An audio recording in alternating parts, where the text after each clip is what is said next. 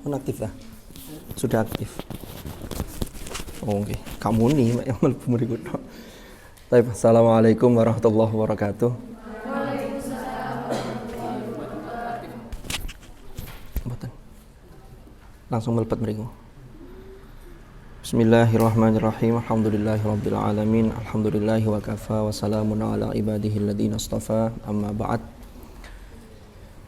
Mari kita mulai majelis kita dengan bacaan Ummul Quran. Mudah-mudahan majelis ini menjadi majelis ilmu yang nafi'an mubarakan fid din wad dunya wal akhirah.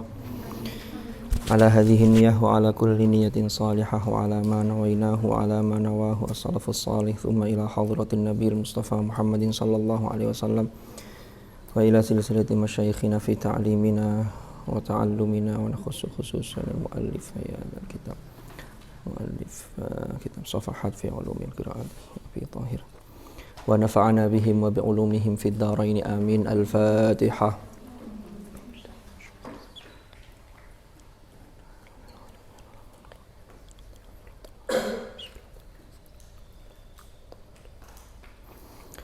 Bismillahirrahmanirrahim. Qala al-muallif rahimahullahu ta'ala wa nafa'ana bihi wa bi ulumihi fid dharain amin. Bismillahirrahmanirrahim. Rabi'an. Yang keempat ya. Al-wajhu. Jadi ar-rabi' itu adalah istilah al-wajhu. Huwa ma yakunu min qabilil khilafil jaiz wal mubah. Yaitu perihal khilaf jaiz dan mubah, atau yang disebut dengan khilaf jaiz.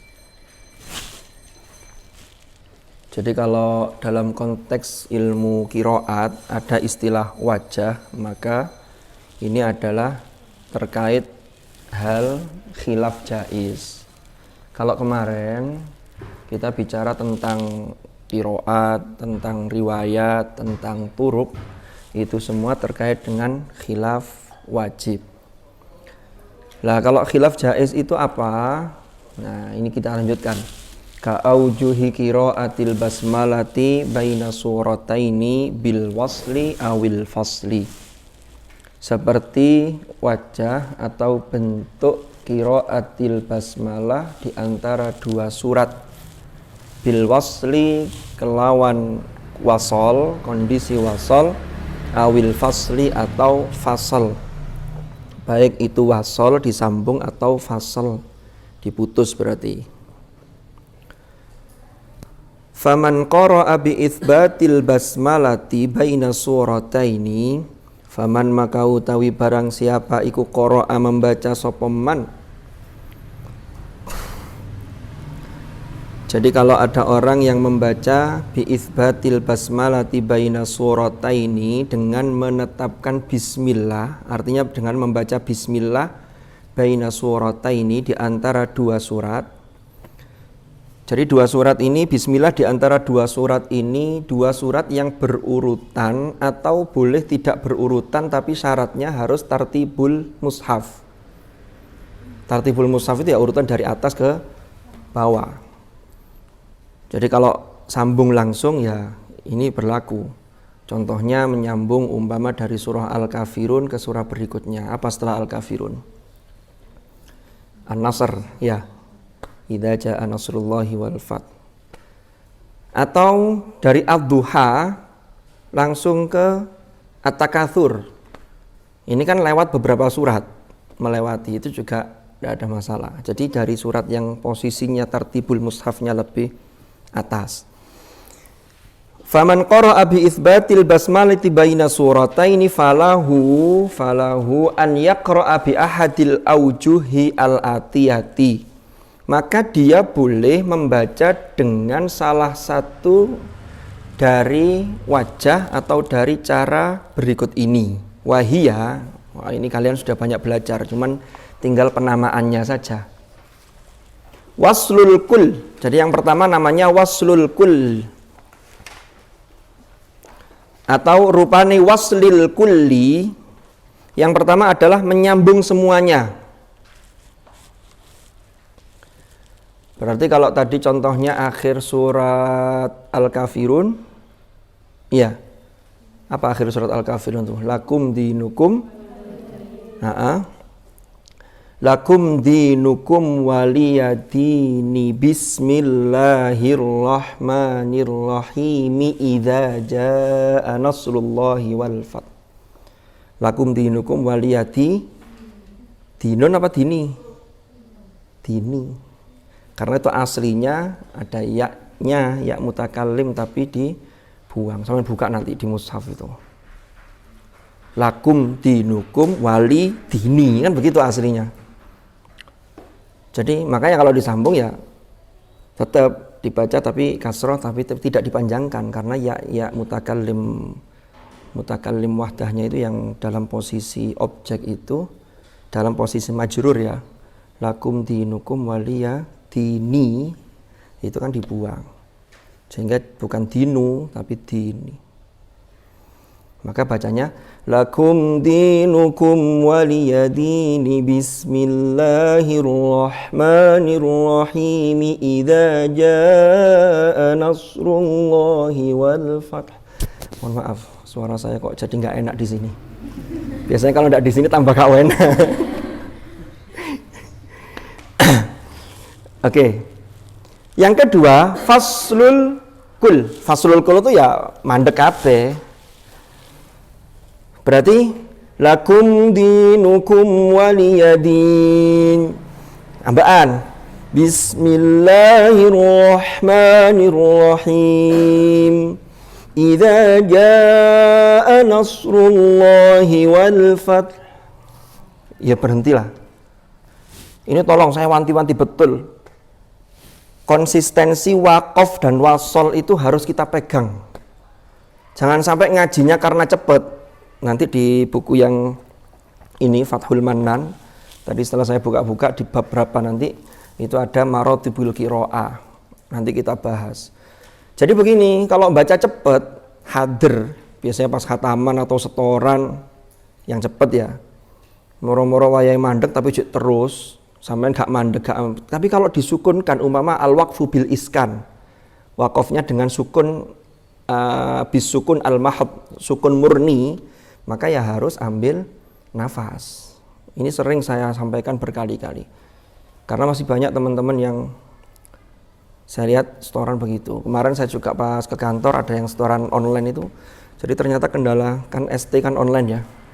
Saya bukan anak BTQ, bukan anak GTA. Itu yang banyak di situ.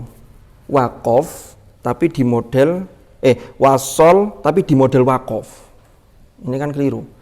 Bismillahirrahmanirrahim. Alhamdulillahirabbil alamin. Arrahmanirrahim. Maliki yaumiddin. Wah, ini namanya tidak konsisten. Yang kedua yang sering saya temui itu tentang masalah waqaf dan ibtida. Contohnya apa? Wa kadzalika ja'alnakum ummatan wasatan litakunu syuhada'a 'alan nas. Syuhada'a 'alan nas wa yakuna ar-rasulu 'alaikum syahida. Mestinya kan litakunu. Lalu ada yang mulai dari jernya. Kalau jar majrur yang posisinya khobar muqaddam sih tidak apa-apa, tapi kalau yang bukan ya tidak bisa, kan tidak bagus jadinya. Nah, padahal tartil itu nanti kata Sayyidina Ali, nanti kita bahas juga tajwidul huruf wa ma'rifatul wuquf, kan begitu. Jadi yang kedua faslul kul. Jadi pilihan yang pertama sambung semua, yang kedua dipisah semua.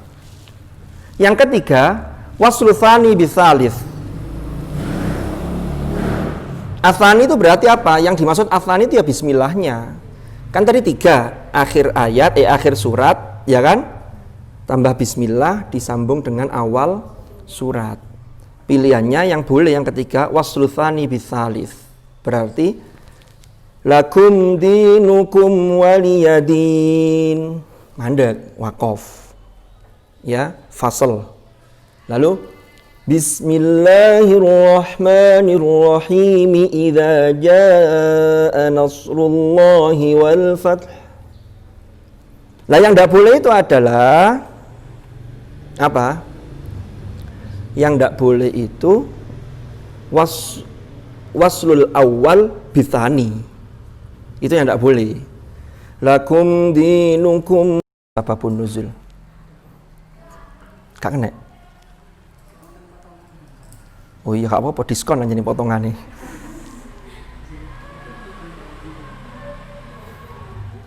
Tapi nyambung sendiri dia. Iya. Oh, apa oh ya settingannya paling. Siapa wis biarin. Bismillahirrahmanirrahim. Kita lanjutkan. Ar-raum itu adalah mengucapkan huruf tetapi tidak utuh. Jadi ada yang bilang ya sepertiga huruf. Yang penting yang mengucapkan itu dengar bahwa dirinya bisa merasakan bahwa dia telah membunyikan huruf itu. Biasanya yang paling banyak kalau dalam bacaan raum itu kalau ada sukun lalu ketemu sukunnya di huruf yang sebelum diwaqaf. Wal ard wal fajr walayalin ashr, roknya. Lah, tapi dalam konteks ar-raum ini itu adalah ar-raumu ma'al qasri amma fi halat sekarang jelaskan dulu. Jadi ar-raum ma'al qasr itu begini, kalau dibaca raum, maka raum itu seakan-akan hukum wasol. Kan kalau wasol yang asalnya mat arid li sukun kalau diwaqaf, kalau diwasol kan kembali hukum mat bi'i. Ya kan? Alhamdulillahi rabbil alamin arrahmanir rahim maliki yaumiddin. Enggak boleh Ar-Rahmanir Rahim Maliki Yaumiddin.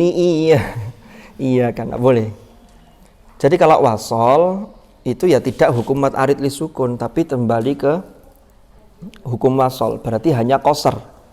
Hanya ada pilihan dua harokat. Iya benar ya? Oke. Kalau raum berarti huruf itu tetap terucapkan tetapi hanya diambil sepertiga.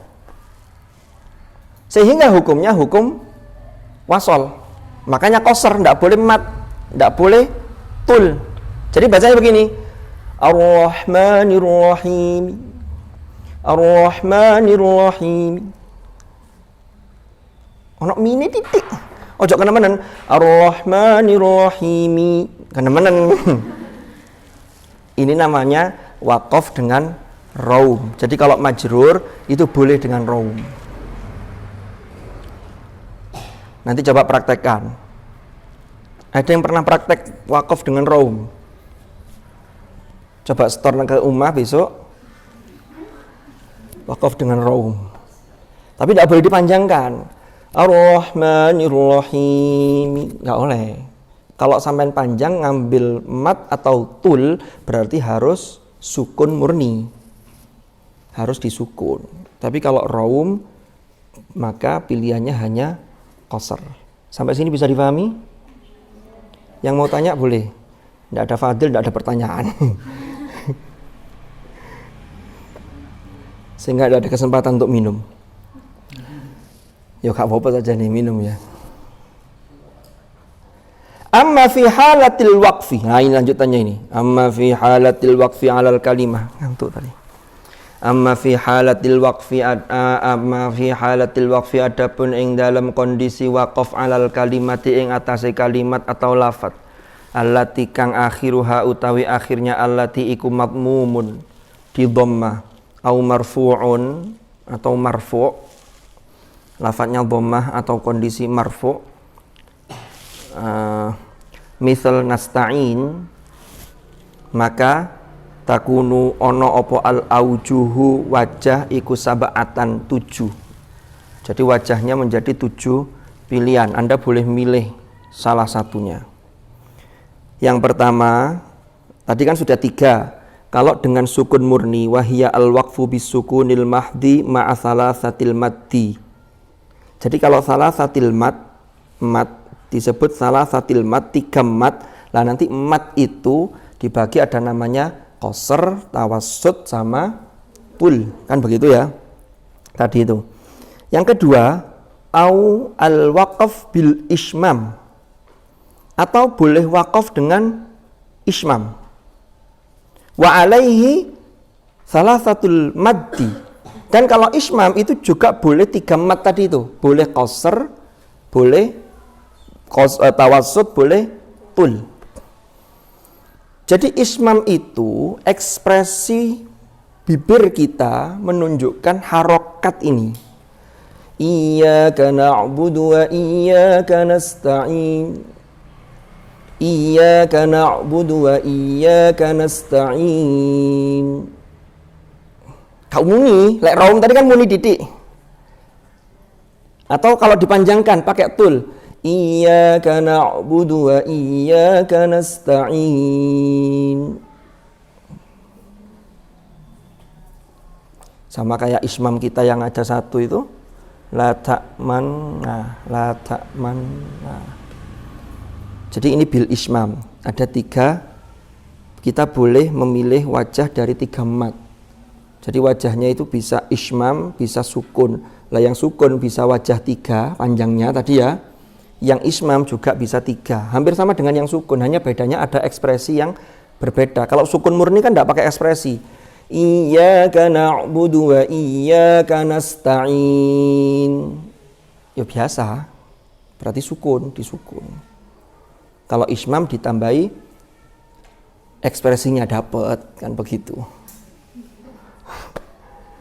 Satu lagi, au al-waqaf bir-raum, atau boleh waqaf dengan raum. Ingat kalau raum itu mesti qasr. Iyyaka na'budu wa iyyaka nasta'in. Beda dengan yang tadi.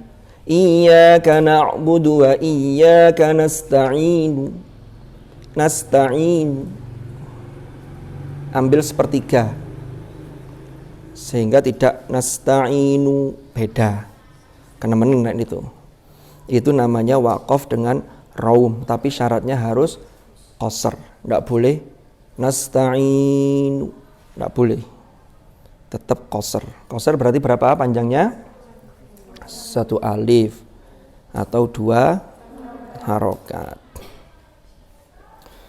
Jadi kalau bicara 1 alif 2 harokat itu dulu yang buat simbol itu pinter sekali itu Al-Khalil bin Ahmad Al-Farahidi.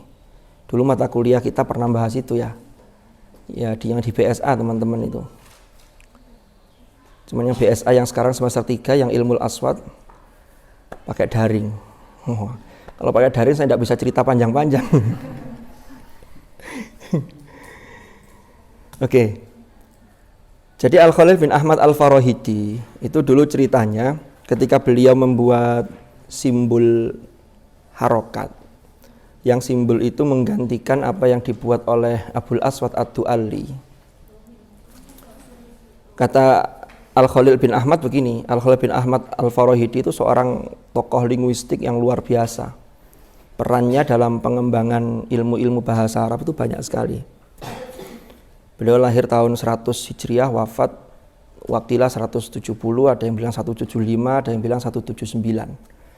Berarti abad kedua Hijriah. Itu masuk Asrul Ihtijaj. Nah, Al-Khalil itu begini kata beliau. Kalau huruf itu dihitung 1, maka harokat itu dalam ucapan itu kan separuhnya huruf. Kalau separuhnya huruf, maka simbolnya juga diambil separuh. Maka fathah itu diambil dari simbolnya alif, tapi tidak sepanjang alif tulisannya, diambil separuh lalu taruh di atasnya. Dhammah itu cenderung dengan wawu, ya kan? Maka diambil lalu jadi simbol seperti wawu tapi kecil. Soalnya kalau nulis dhammah besarnya seperti wawu ya keliru. Nanti jadinya loh ini ada huruf double di atasnya. Jadi kata Al-Khalil begitu.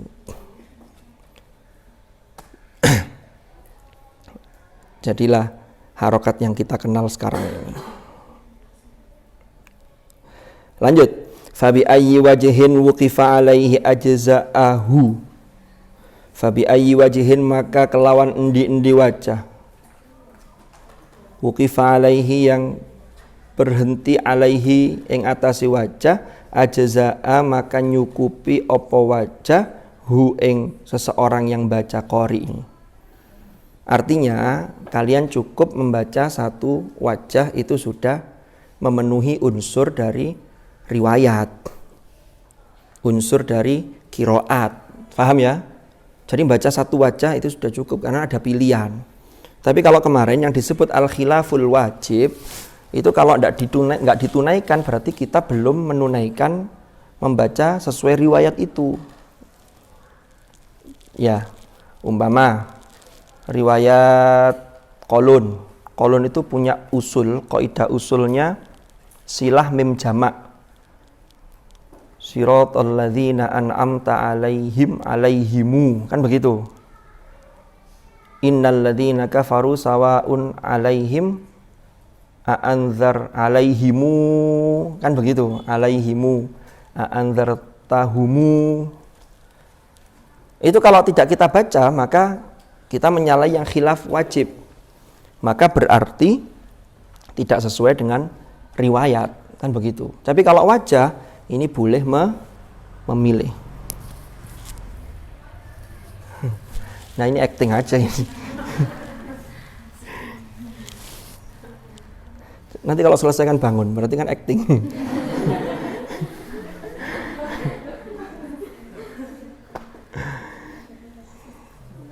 Oke.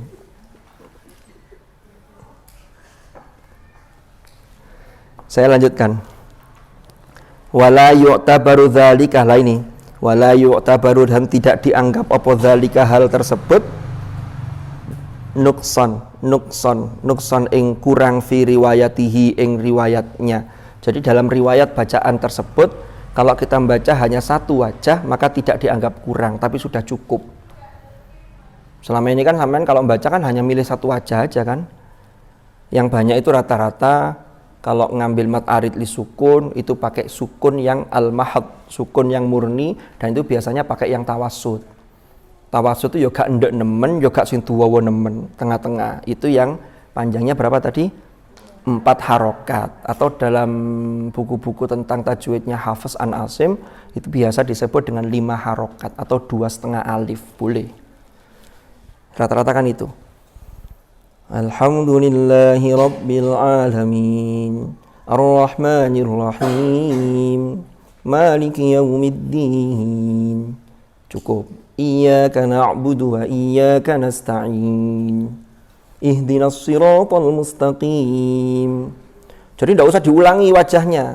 Ambil satu, itu sudah dianggap bahwa Anda sudah membaca riwayat Hafiz an Asim. Jadi tidak dianggap kurang.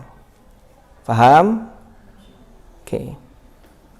Tapi kalau tadi sampean baca riwayatnya kolun, kok enggak baca mim silah mim jamak tidak dibaca, maka ini menyalahi yang khilaful wajib, al khilaful wajib, maka dianggap kurang.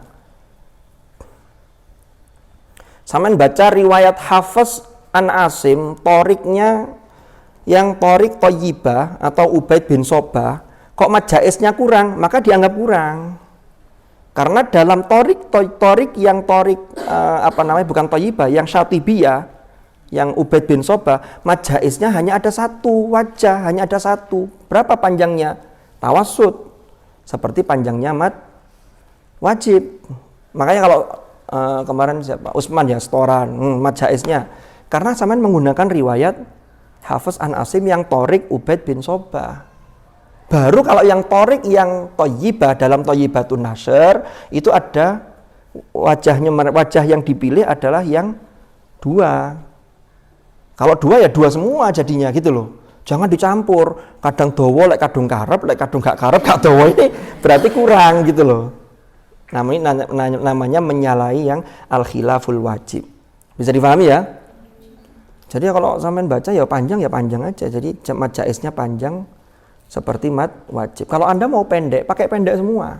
Konsisten. Ojo dicampur. Lapo kok dawa oleh kok dawa lho.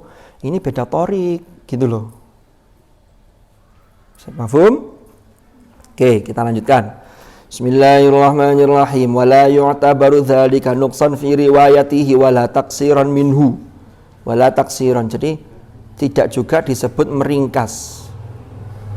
Jadi kalau membaca satu wajah saja itu sudah mencukupi. Wal aujuhu al ikhtiyaratu, wal aujuhu utawi wajah-wajah atau bentuk al ikhtiyariyatu yang terpilih, la yuqalu laha qiraatun, la yuqalu tidak dikatakan laha terhadap al aujuh al ikhtiyariyah apa qiraatun, tidak disebut dengan qiraat. wala riwayatun, tidak disebut dengan riwayat, wala turukun, dan tidak disebut dengan tariq. Bal yuqalu laha, bal akan tetapi yuqalu dikatakan laha terhadap al-auju al-ikhtiyariyah aujuhu dirayatin faqat, yaitu wajah dirayah saja.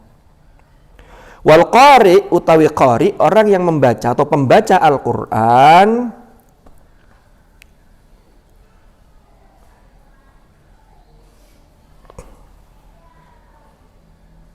iku mukhayyirun fil ityan, memilih fil ityani bi ayyi wajhin, fil ityani ing dalem nekani itu maksudnya ya mempraktekkan, bi ayyi wajhin minha, dengan salah satu wajah di antara wajah-wajah tadi itu.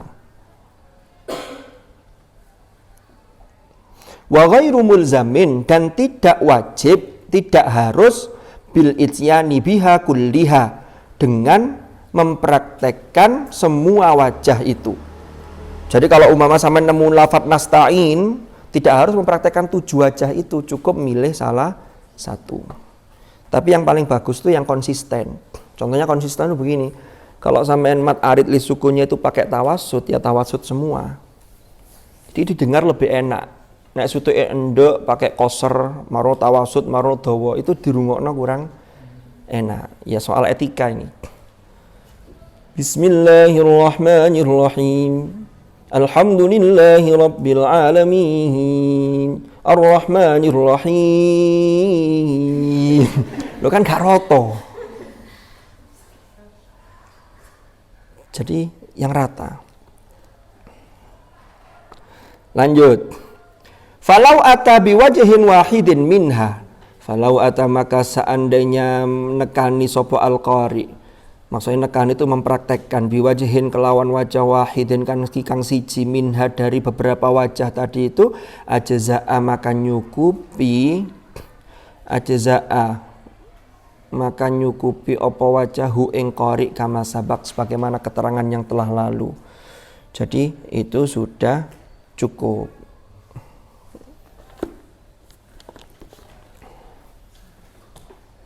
Sampai sini ada pertanyaan tentang al-aujuh. Bisa difahami nggih? Sekarang kita lanjutkan al-usul. Al-usulu utawi usul iku jam'u aslin, jamak dari lafadz asal, pokok. Wa huwa utawi asal lughatan, secara etimologi iku ibaratun amma yaftaqiru ilaihi wa la yaftaqiru huwa ila ghairihi au huwa ma yanbani alaihi ghairuhu. Secara bahasa adalah ibaratun amma yaftaqiru ilaihi, yaitu sebuah ungkapan terhadap sesuatu yang yaftaqiru ilaihi, yang mesti dibutuhkan. Wala yaftaqiru huwa ila ghairihi, dan ia tidak membutuhkan kepada selainnya. Au huwa ma yambani alaihi ghairuhu, atau sesuatu yang lain itu bisa terbangun, inbana yanbani alaihi, ya sebab asal tadi itu. Sampai kalau membangun pondasi itu kan sesuatu nanti bisa dibangun di atas pondasi. Bangun rumah itu kan mesti ada pondasi yang dia bisa buat acuan. Jadi mesti dibutuhkan. Dia dibutuhkan oleh yang lain, tapi dia sesungguhnya wala yaftaqiru huwa ila ghairihi. Sampai bangun apapun tuh butuh yang namanya pondasi. Ada yang pokok, ada yang asal. Dalam beragama juga ada namanya usuluddin. Yang usuluddin itu dasarnya adalah ketauhidan. Kalau pondasinya tidak ada ketauhidan, wong masuk ibadah kaya apa ya tidak bisa. Paham? Jadi ada yang namanya usul, ada kalau dalam agama namanya furu'. Kalau dalam qiraat ada namanya usul, ada namanya farsh. Nanti farsh itu apa? Usul itu apa? Wastilahan, secara istilah. Jadi kalau lughah itu masih penjelasan secara kebahasaan. Tapi kalau istilah nanti dikaitkan dengan disiplin ilmu yang sedang kita bahas. Contohnya tawallada. Tawallada itu maknanya apa? Tawallada ya tawalladu. beranak ya. Nah, dalam disiplin ilmu kedokteran, maka terkait dengan tawallada ya beranak ya melahirkan. Tapi dalam disiplin ilmu bahasa, tawallada itu terkait dengan al-muwallad. Al-muwallad itu adalah apa al-muwallad? Mereproduksi kata-kata yang sudah digunakan untuk diberi pemaknaan baru. Dalam disiplin ilmu tajwid, terkait dengan tawallada, itu huruf yang beranak. Huruf yang beranak itu maksudnya apa? Bukan qalqalah tapi muncul pantulan, tawallud. Itu secara istilah. Tapi secara bahasa kan sama. Ojo tawallud, alhamdulillahi rabbil alamin. Loh, kan lam itu bukan qalqalah tapi kenapa ada lek-leknya? Itu namanya istilah. Maka kita belajar apapun itu mesti ada lughatan wastilahan. Sama dulu belajar Fathul Qorib, Fathul yang lain. Itu kan setelah faslun, nanti ada as-shalah, itu lughatan. Kan begitu, setelah lughatan istilahan. Nah, yang istilahan itu sesuai dengan disiplin ilmu tersebut. Dalam konteks ilmu fikih ini. Nah, ini dalam konteks ilmu qiraat, usul itu apa? Wastilahan. Kata disiplin ilmu qiraat begini. Kullu hukmin kulliyin. Setiap hukum kulli. Hukum kulli itu hukum yang universal. Jara fi kulli ma tahaqqaqa fihi syartuhu.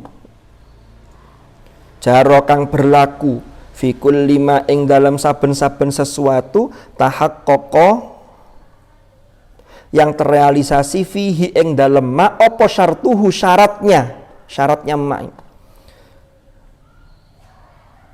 Jadi kalau syaratnya terpenuhi, terrealisasi, maka hukum kul ini bisa berjalan. Ini namanya usul. Fahiya tutlaqu 'alal ahkamil kulliyah wal khilafat al-muttaridah. Fahiya tutlaqu 'alal ahkamil kulliyah. Tutlaqu diucapkan, maksudnya bisa dikatakan dan ini diberlakukan 'alal ahkamil kulliyah terhadap hukum-hukum yang kul, yang universal, yang global, wal khilafat al-muttaridah, dan khilaf-khilaf, perbedaan-perbedaan yang umum, allati tandariju tahtaha, yang termasuk di bawahnya atau di dalamnya opo al-juz'iyat al-mutamathilah, bagian-bagian yang mirip, yang sepadan, yang mutamathil. Kasilatiha id-dhamir. Nah ini seperti silahnya hak dhamir. Silah hak dhamir.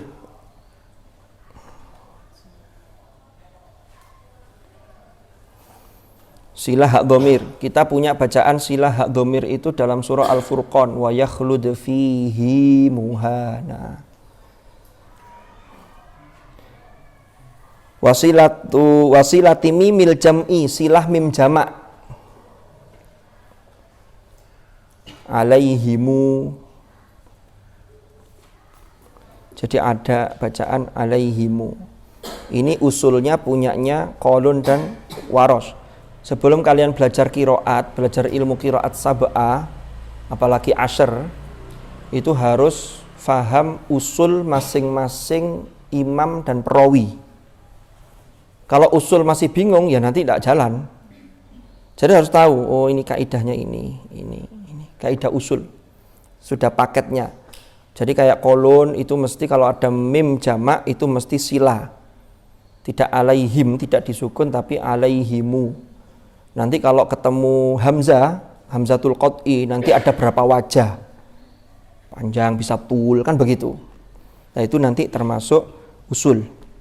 Wal mudud, tentang mat itu juga usul. Makanya tadi saya jelaskan. Kalau Anda membaca mad jaisnya yang Thoriq Ubaid bin Sobah yang berbeda dengan mad jaisnya yang Thoriq Amr bin Sobah, sama-sama riwayat Hafiz, tapi beda Thoriq. Bawahnya rawi kan Thoriq ya. Maka ini mat ini termasuk usul. Oke, kita lanjutkan. Wa tashilil hamazat au taghyiriha. Tashilnya hamzah. Jadi kalau ada dua hamzah yang kedua Tashil itu makna aslinya dari memudahkan biar ringan ucapannya sehingga tidak tahqiq, tidak hamzah murni. Kita hanya punya satu dalam riwayat yang kita terima. Apa itu? Sementara imam yang lain ada anzartahum, ada yang anzartahum. Ya, ini termasuk usul. Au naqli harakatil hamzati ila sakinis sahihi qablaha thumma hadfiha, atau memindah harakat hamzah kepada huruf yang sukun, yang huruf sukun sahih. Huruf itu huruf sahih yang sukun yang ada sebelumnya. Ini nanti muncul bacaan naql, memindah harakat. Kita punya satu, bi'sal ismu menjadi bi'salismu. Lamnya kan aslinya sukun, tapi ketimpa harokatnya yang punyanya hamzah sehingga bi'salismul fusu. Ini kita punya satu. Sementara usul dari imam yang lain itu ada kaidahnya. Wal fathah wal imalah, termasuk kapan dibaca fathah, kapan dibaca imalah. Yang imalah itu ada kecondongan. Fathah yang condong ke kasroh atau bisa dikatakan alif condong ke ya. Kita punya satu, majriha. Nanti muncul taklil baina. Kalau imalah itu majri wadduhi, tapi kalau taklil nanti wadduhi. Itu kan beda. Muse. Ada muse. Ini terkait dengan fathah, terkait dengan imalah. Imalah surah, imalah kubroh, dan seterusnya. Wa ma ila dzalika, dan lain sebagainya, dan seterusnya. Wal usul ad-dairatu ala ikhtilafil qiraat. Wal usul utawi yang usul ini, kaidah usul ini ad-dairah yang berlaku ala ikhtilafil qiraat, ing atase perbedaan qiraat iku sab'atun wa thalathuna aslan. Ada 37 asal, 37 usul. Raji' al-idha'ah fi bayani usulil qira'ah li Syekh Ali Muhammad At-Tiba'.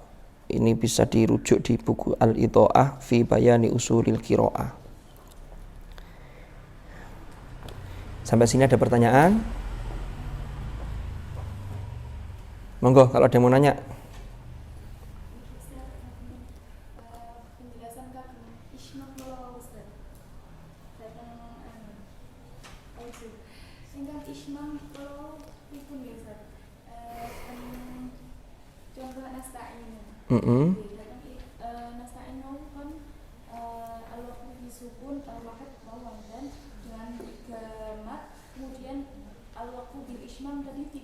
Betul, nggih.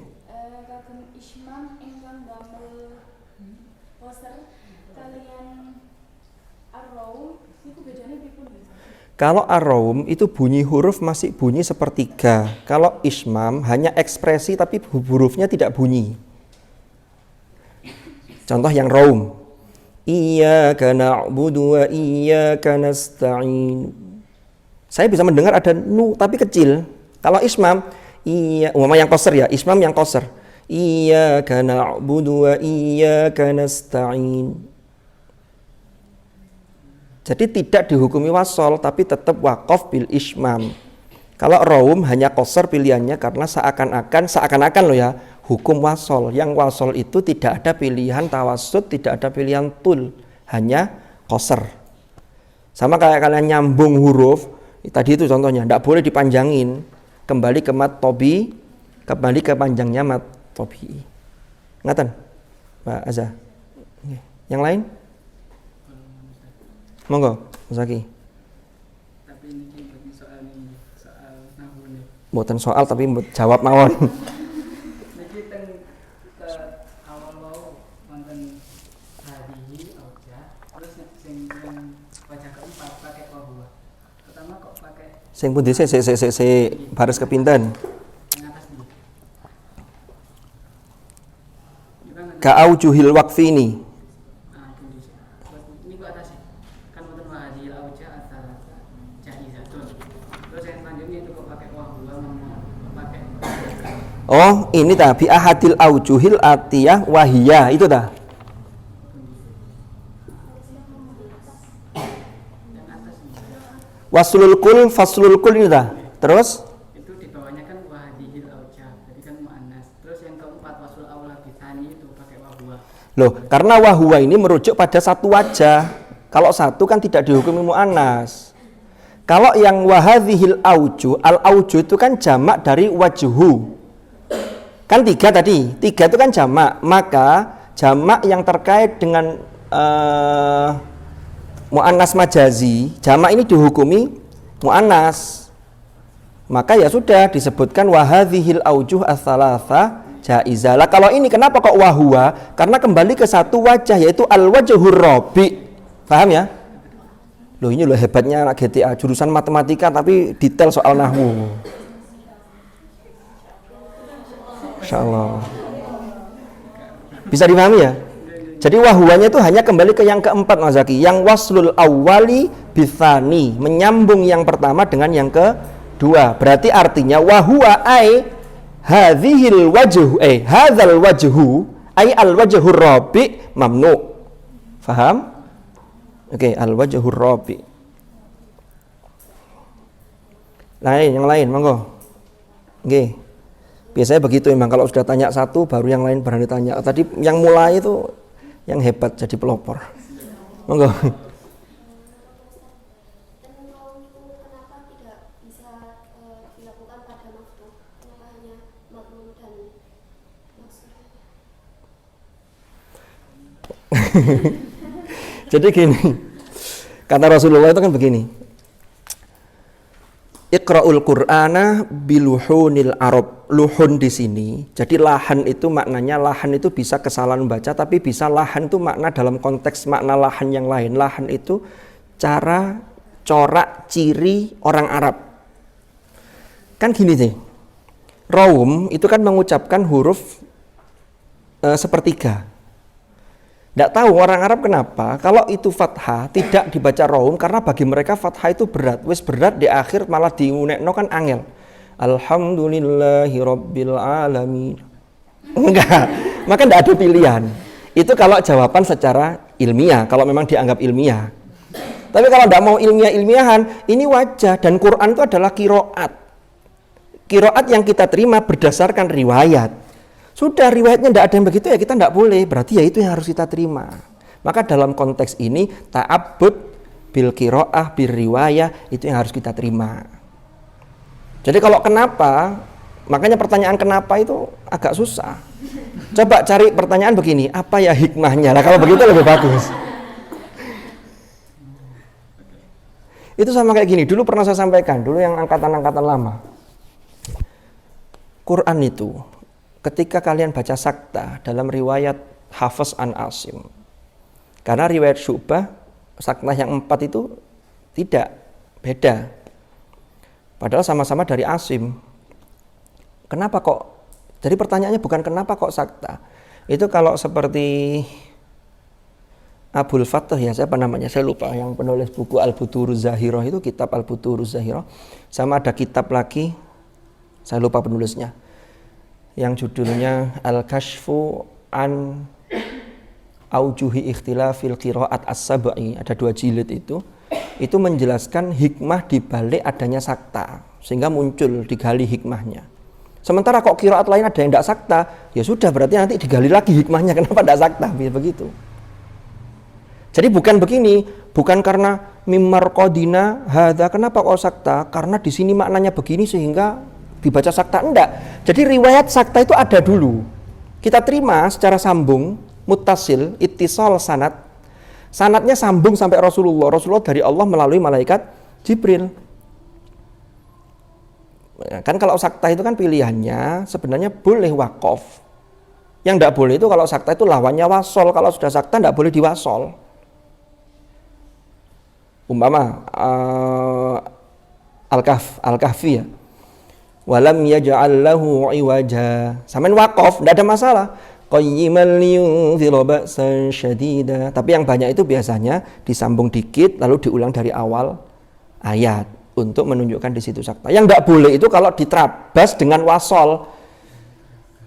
Alhamdulillahilladzi anzala ala 'abdihil kitaba wa lam yaj'al lahu 'iwajan qayyiman liyunzira ba'san syadida. Wis ngawur iku keliru.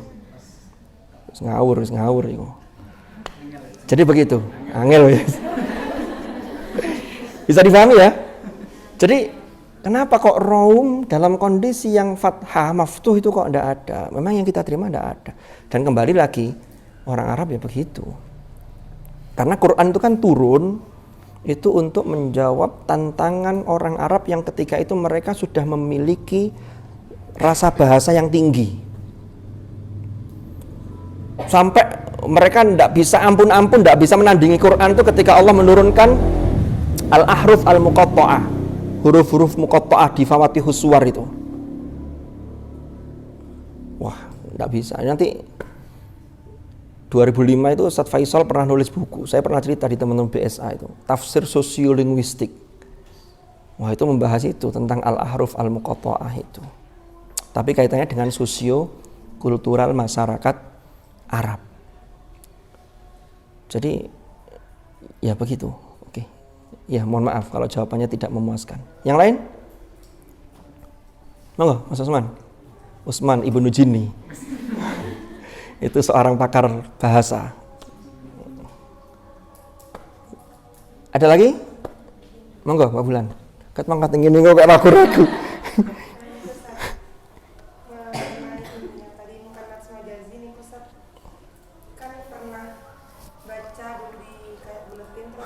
Kayak buletin, ternyata bukan. Buletin, terus ada pertanyaan tanya jawabnya waktu itu. Pertanyaannya niku kenapa di lafaz waqala niswatun di juz 12 niku kok bukan waqala niswatun gitu Sat. Terus jawabnya Muhammad Smajazi gitu. Tapi masih kurang paham maksudnya. Saya pernah dapat pertanyaan ini dan waktu itu sudah pernah saya jawab, tapi bukan di forum ini. Tapi sekarang saya lupa jawabannya. Temen, asli. Coba nanti tak cari lagi ya, biar lebih PR. Daripada saya ngarang. Tapi benar, saya pernah jawab itu. Wa qala niswatun fil madinati imra'atul aziz turabitu fataha. Benar, surat Yusuf itu. Oke. Ini yang hafal Alfiyah, ada teman-teman yang pernah menghafal bait-bait Alfiyah itu? Mbak Rifah. Itu di Alfiyah ada penjelasan itu. Yang tahu boleh ngasih tahu temannya. Oke. Mohon maaf belum bisa dijawab. Nanti insyaallah fi al-usbu' al-muqbil insyaallah. Yang lain? Enggak ada? Monggo Mbak Rifah. Tadi karena penggalannya jadi ingat yang itu saat yang ayat tentang yang Nabi Ibrahim yang sedang mencari Tuhan itu kan yang para mar'at yang sabar di hutan, tapi kok pola ada jawab gimana? Kalau sifatnya kok di hutan tapi terus kok ada. Jadi gini, kalau yang ini yang saya jawab dulu ya, yang niswatun beda. Dulu kayaknya pernah saya jelaskan di forum ini. Tapi penjelasan saya waktu itu begini. Saya berangkat dari bahwa ada yang menduga Nabi Ibrahim itu katanya pernah mengalami pencarian terhadap Tuhan. Sehingga ayat ini, runtutan ayat ini mulai dari wa idz qala Ibrahimu li abihi azar itu sampai ke bawah itu dijadikan dasar bahwa ini loh Nabi Ibrahim pernah melakukan pencarian.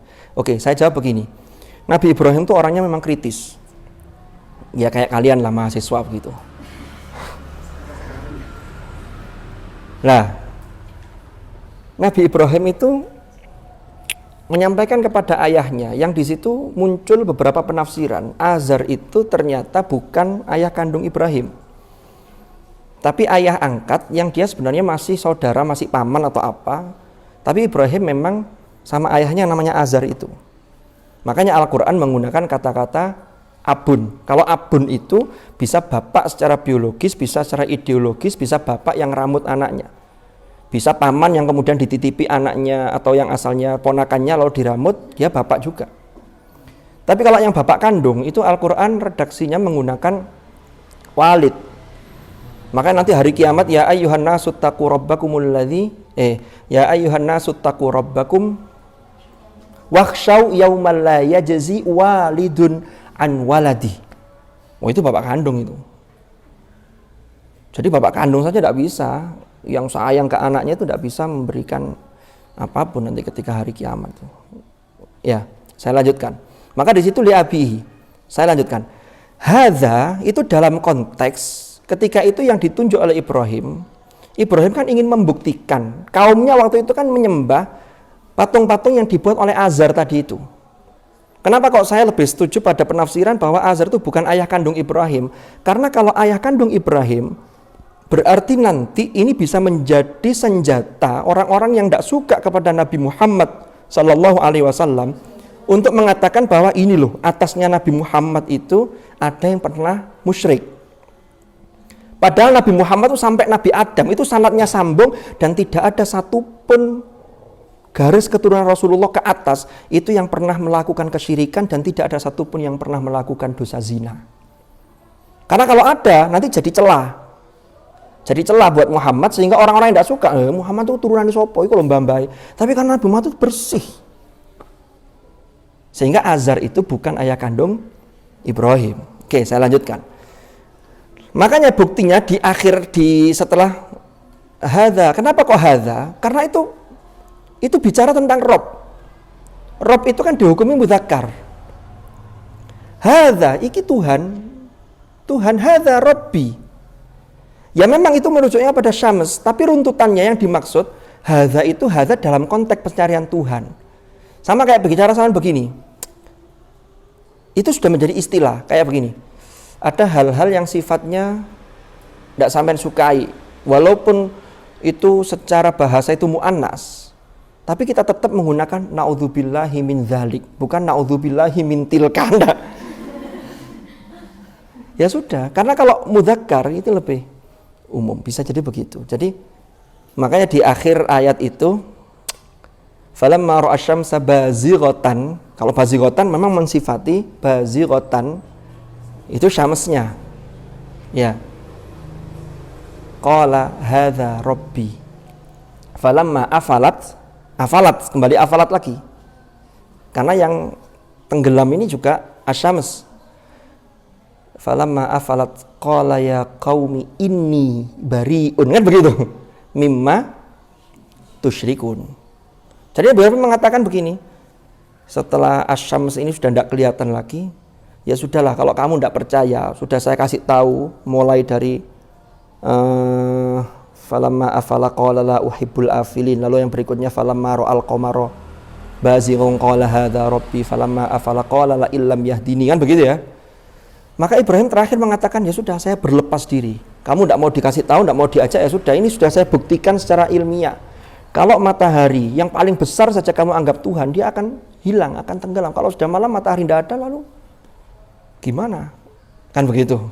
Inni bari'um mimma tusyrikun.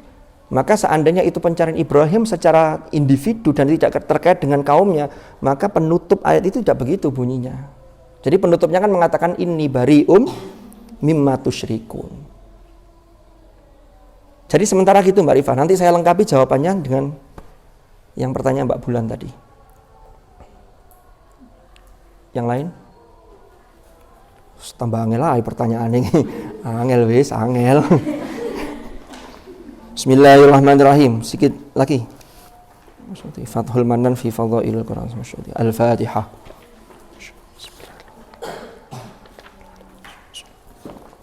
Sampai halaman berapa yang ini?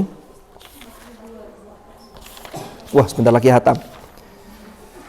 Bismillahirrahmanirrahim. Qiraatul Qur'ani bin nadhari ilal mushafi. Ini ya. Ini mendukung yang ngaji bin nadhar. Saya lanjutkan. Qiraatul Qur'ani bin nadhari ilal mushafi. Membaca Al-Qur'an dengan melihat ke mushaf, melihat mushaf. Rasulullah bersabda, afdalu ibadati ummati qiraatul Qur'ani nadhran atau nadhran. Utawi paling utamanya ibadah, paling utama ibadahnya umatku adalah qiraatul Qur'ani, membaca Al-Qur'an.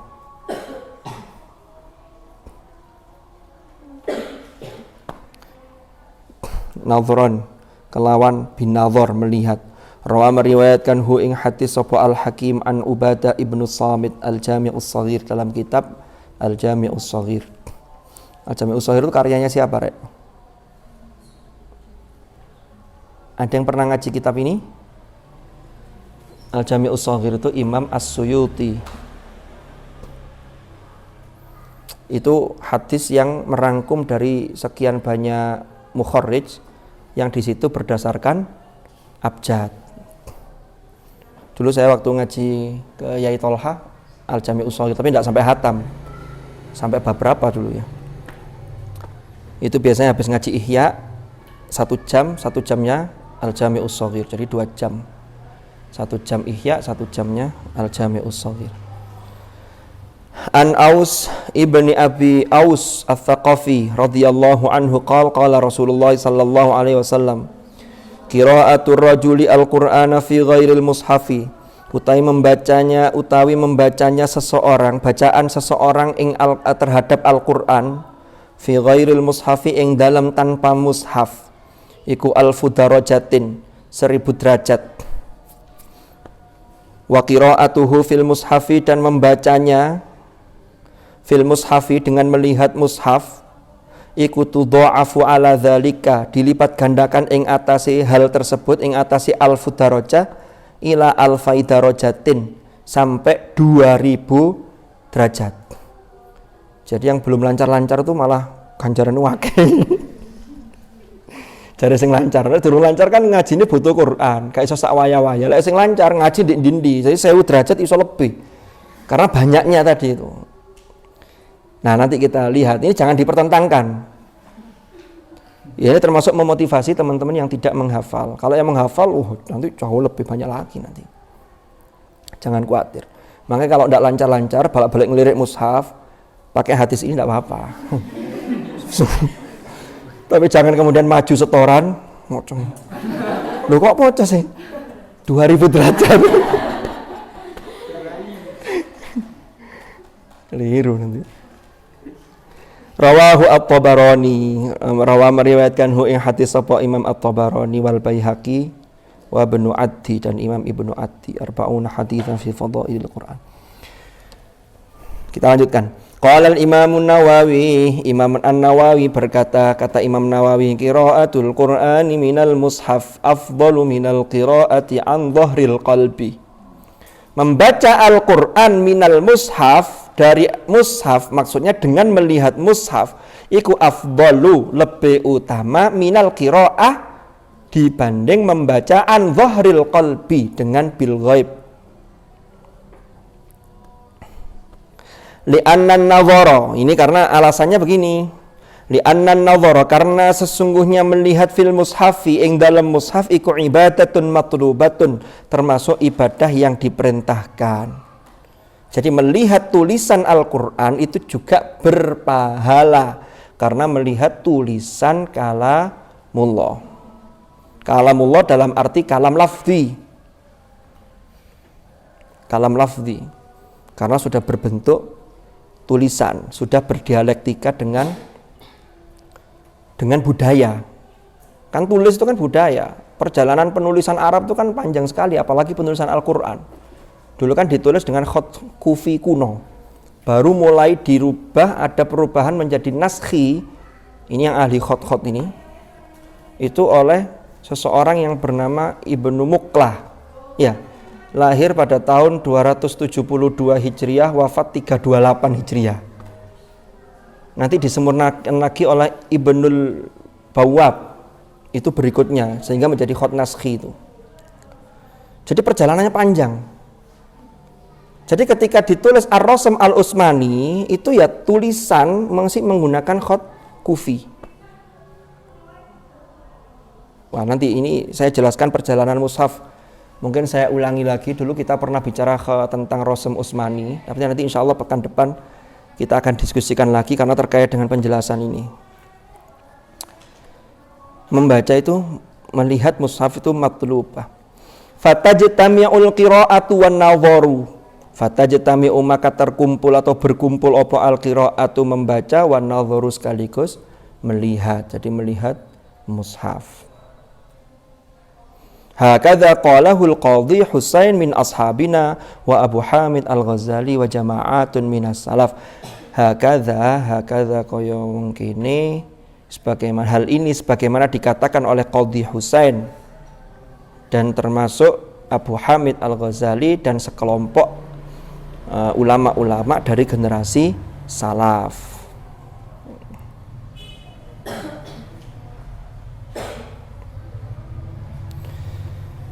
Jadi gini Rek, dulu itu para sahabat-sahabat itu kan penulisan mushaf itu kan ada proses, termasuk kodifikasi Al-Quran. Pada masa Abu Bakar As-Siddiq yang ketua panitianya ditunjuk adalah Zaid bin Thabit, itu kan hanya satu salinan mushaf yang resmi, dan itu belum mengenal titik, belum mengenal harokat. Ini saya ulangi lagi. Jadi kalau ada yang mengatakan kita melakukan sesuatu yang tidak dicontohkan Rasulullah, lalu itu semua dikatakan bid'ah, yaitu ngawur. Lawang titik sama harokat itu juga dulu belum ada zaman Rasulullah, termasuk kodifikasi mushaf dalam satu bendel. Kumpulan dari suhuf-suhuf itu lalu menjadi mushaf. Kalau tulisannya memang sudah ada zaman Rasulullah, karena Rasulullah memerintahkan ditulis, tapi masih tercecer. Setelah itu pada masa Abu Bakar terkumpul, tapi hanya satu, itu menjadi dokumen negara. Tapi tidak rahasia, ya disimpan. Kalau dokumen negara rahasia itu kan UN itu. Kalau mau dibuka kan, tapi sekarang UN sudah tidak ada. Yang kemarin-kemarin masih menangi UN ya. Saya dulu tidak ada UN malah. Danem. Data nilai Eptanas murni. Waduh, danem saya itu nggak karu-karuan. Ya lulus sih. Nah, teman saya di UIN ada yang aliyahnya paket C, ya jadi dosen juga. Tapi kan tidak cerita ke mahasiswa, saya dulu alumni paket C kan enggak. Mahasiswa tidak tahu. Dan mahasiswa tidak ada yang tanya, Pak, Bapak dulu aliyah Pak SMA negeri unggulan atau paket C? Kalau nak sentakok. Jadi kalian yang paket-paket itu jangan khawatir. Yang paket hemat juga jangan khawatir. Saya lanjutkan. Tapi ketika Abu Bakar, dokumen negara punya salinan mushaf yang satu ketika itu, sahabat-sahabat yang lain itu sesungguhnya punya tulisan sendiri, yang di dalam tulisan-tulisan itu kadang-kadang disisipkan penafsiran. Contoh Ibnu Mas'ud apa Ibnu Abbas ya, yang dalam surat Al-Kahfi awal juz 16 itu, ammas safinatu fakanat limasakina ya'maluna fil bahri wa kana wara'ahum ada yang kurang enggak tadi lafadznya? Ammas safinatu fakanat limasakina fa'aradtu an a'ibaha. Itu dalam mushafnya sendiri, simpanan saya lupa ya, kalau enggak Ibnu Mas'ud, Ibnu Abbas, itu ada penjelasannya. Ammas safinatu fakanat limasakina. Oh, bukan itu ya. Yaqulu kullu safinatin ghasba lah. Yang safinatin ghasba, sebelum lafaz ghasba itu ada yaqulu kullu safinatin shalihatin ghasba. Itu saja buat simpanan sendiri. Inilah yang kemudian seiring berjalannya waktu, jadi sahabat-sahabat itu banyak punya tulisan sendiri yang disisipkan di bawahnya kayak sampean. Lah kalau sekarang sudah terdokumentasi, sampean punya Quran yang untuk setoran, kadang lo dicoretkan, sing keliru nih sore. Ya sekarang sudah terkodifikasi, jadi aman. Lah kalau dulu, sehingga ini yang kemudian termasuk menyebabkan salah satu faktor ya, salah satu faktor. Di samping varian bacaan yang sangat banyak beragam dan nanti akan terjadi kekhawatiran campur baur, ini memang betul-betul Al-Quran atau penjelasan sahabat kayak tadi itu, maka inilah yang kemudian menginisiasi siapa? Sahabat Utsman ibnu Affan untuk menyatukan kembali ragam bacaan itu dalam satu bentuk tulisan, yang nanti bentuk tulisan itu salinannya ada beberapa mushaf, wakila 5, wakila 6, wakila 7 yang disebar ke kota-kota ketika itu di beberapa amsor dengan disertai qori pendamping untuk mengawal itu. Di Mekah ada Abdullah ibnu As-Sa'ib, lalu di Kufa ada Abu Abdurrahman As-Sulami, ngajar Quran di sana sekaligus untuk ngawal mushaf yang pakai rosem al-imam tadi itu. Jadi kalau dikatakan ada Abu Bakar Umar punya salinan mushaf sendiri, itu tulisan pribadi beliau dan itu beliau simpan. Tapi yang resmi dokumen negara sejak masanya Abu Bakar sampai Utsman itu hanya satu salinannya. Baru ketika Utsman jadi 5 atau yang bilang 7 itu. Setelah itu lama tidak ada percetakan. Baru mulai Quran itu dicetak setelah qiraat tersebar.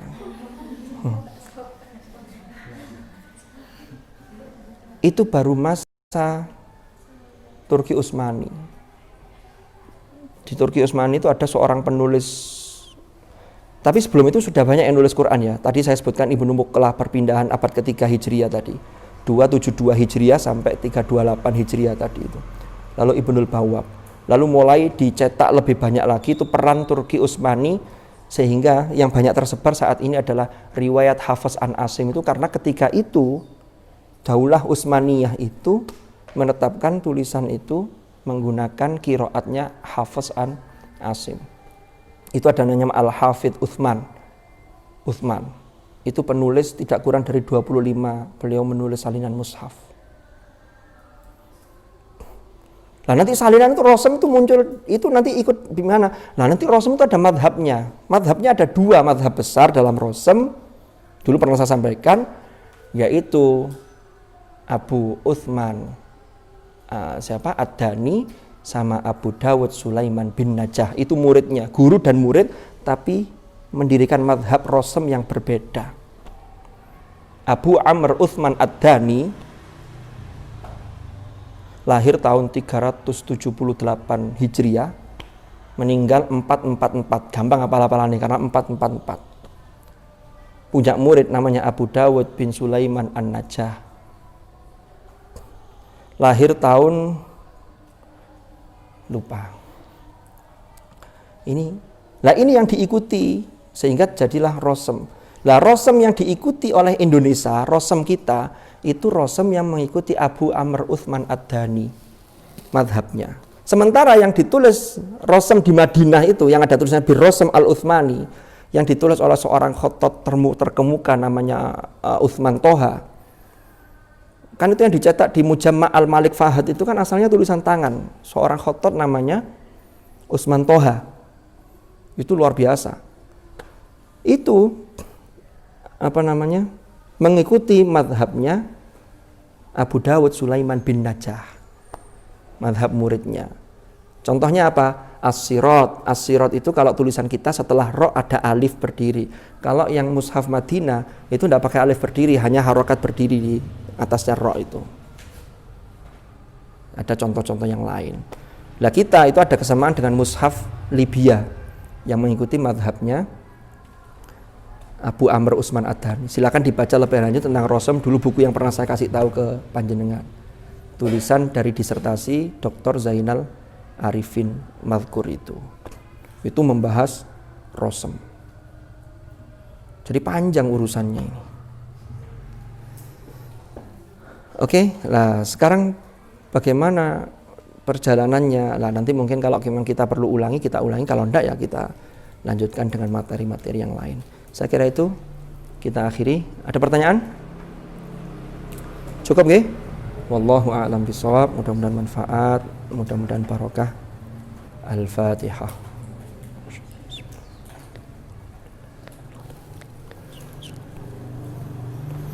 Bismillahirrahmanirrahim. Allahumma ya Allah bihaqqil Fatihah ya Allah.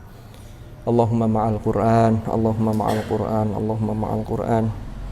Ij'alna wa auladana wa dhurriyyatina wa ahlana wa ashabana wa talabatana min ahlil Qur'an alladzina hum ahluka wa khassatuk waj'alna wa iyyahum minal ladzina istafaita min ibadika alladzina warithu kitabak wa sabaqu bil khairat bi idnik bi rahmatika ya arhamar rahimin.